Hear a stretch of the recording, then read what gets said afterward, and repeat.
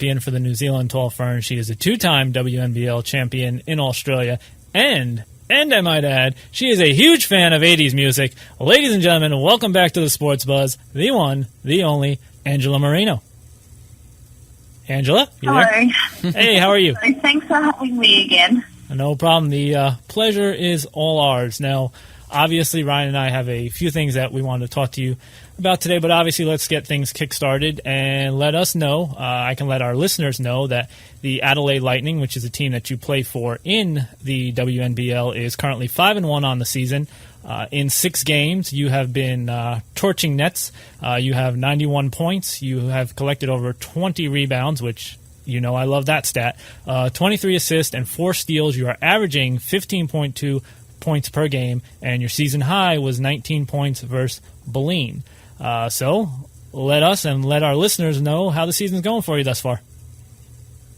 Yeah, well, the season's going pretty well. It was a bit disappointing to drop that game that we did against Boleyn, but it was on a double road trip in Melbourne, and we were missing our captain, so it was okay. And we only lost by 2 points, so it was all right. But yeah, we're looking all right. Like, we're all pretty focused on working together as a team and trying to improve. And it's really only early in the season, and we've got so much more improvement to go. And hopefully we can just keep improving as a team and get better. And when we face, like, a few of the tougher teams, we'll be ready to play against them and hopefully be able to win. And I think our main goal now is just to make the top 5 so that we qualify for finals, and then when we get to the finals, like, try win it again. Well, obviously that's the name of the game. You know, last time you were on with Ryan and I, we spoke about, obviously, that back-to-back championships were your goals. You're obviously off to a great start. Your team is off to a great start.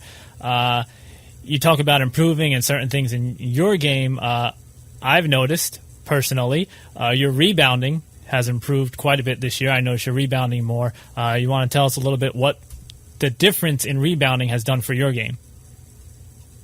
Oh, well, I guess because we lost from last year, we had a few other bigger players. Like, we had Jenny Whittle, who was the two-time Olympic Australian centre, who, like, she got a lot of our rebounds, and she's really good at, like, getting the ball and starting our offense. So this year, like, the coach, Vicky was like, well, you need to be able to help out more rebounding-wise, so you need to get your feet more in the paint and try rebound the ball. And, so I've just been trying to get myself more involved in the game in other areas, not just, like, focusing on defending my man and pushing the ball up the court, just trying to get as much possession as I can for our team. And if I can get the rebound before anyone else, then we can go into offense quicker. And it's not that hard. Like, it's hard to get the rebound with all the big players, but it's more, I find, if I get myself in the key, more reading the ball, and sometimes you can, like, beat the bigger players.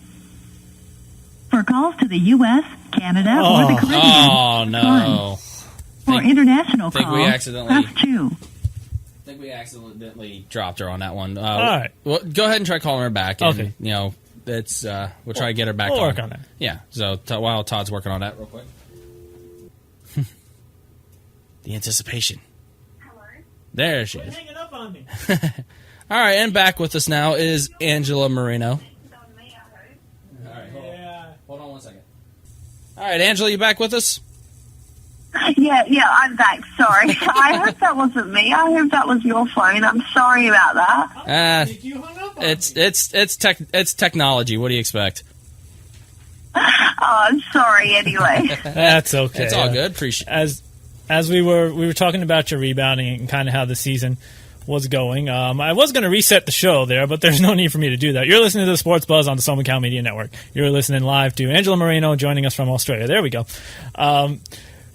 One of my questions, and I'll try to speed things up here a little bit, one of the things I was going to touch on, you obviously one of the reasons, and I'm very gracious that you are taking the time to come on the show and speak on our next subject, because obviously it's a subject that is not only near and dear to me, but near and dear to a lot of people, and that is cancer. And obviously over in Australia in the WNBL, you guys last week I believe it was last week, held what you call the pink ribbon round. And I'll let you explain kind of what that is in a second. But thanks to your lovely CEO, who I just love to death, Carla Boyd, a former WNBA player for the Detroit Shock, she sent me a little bit of a rundown of what the team, the Adelaide Lightning, actually did for the pink ribbon round. And you guys played against, you say the team because I'm going to kill it, the team that wore the pink uniforms, what was their name? Yeah, they were Dandenong. Yeah, what you said. You played against them, and they wore a full pink uniform. So then I believe that was a nationally televised game over in Australia. Every club in the league received 2 pink singlets to auction off for the Cancer Council of Australia.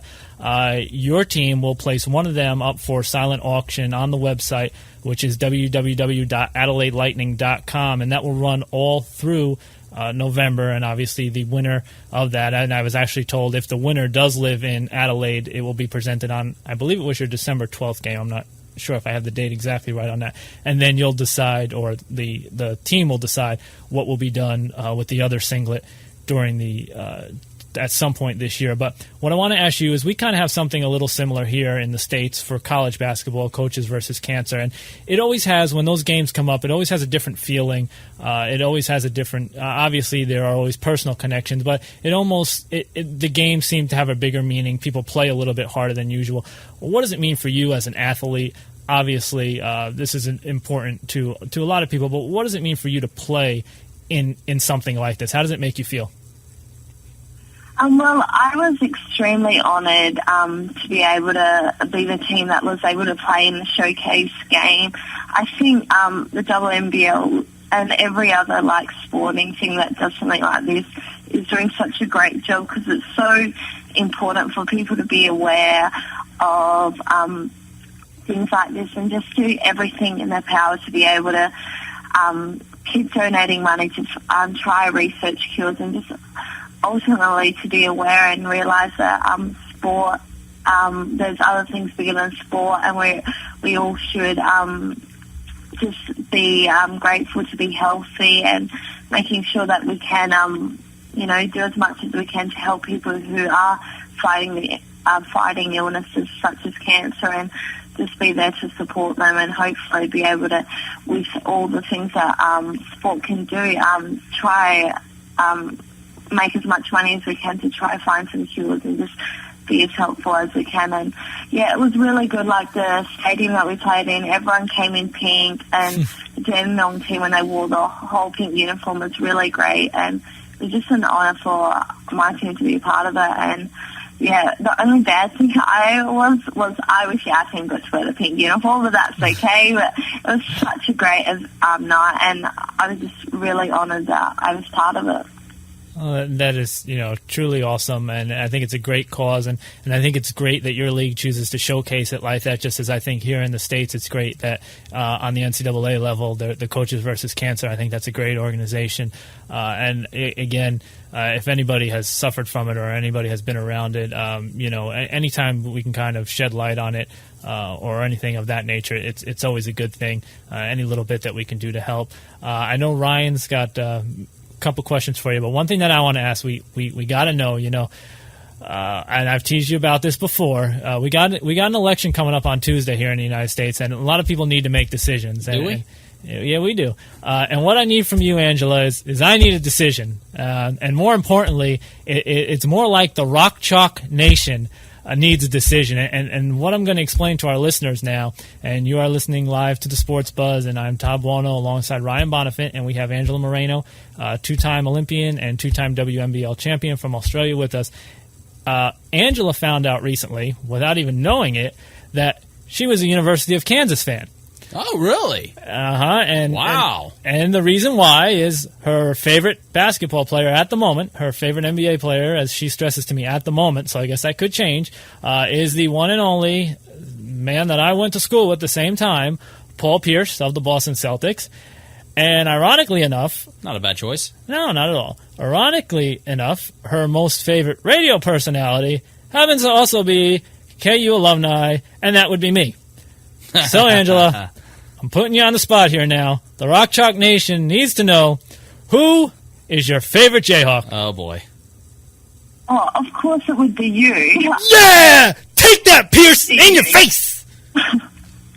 Yeah, definitely you. I don't know, Paul. He might only just be a good player, but he might not be a very nice person, so you never know. You have to go with the personality and see who's the nicer person. You never know. He might not be a very nice person, so you can't really pick him over you. That's right. And I am a nice person, and in your face, Pierce,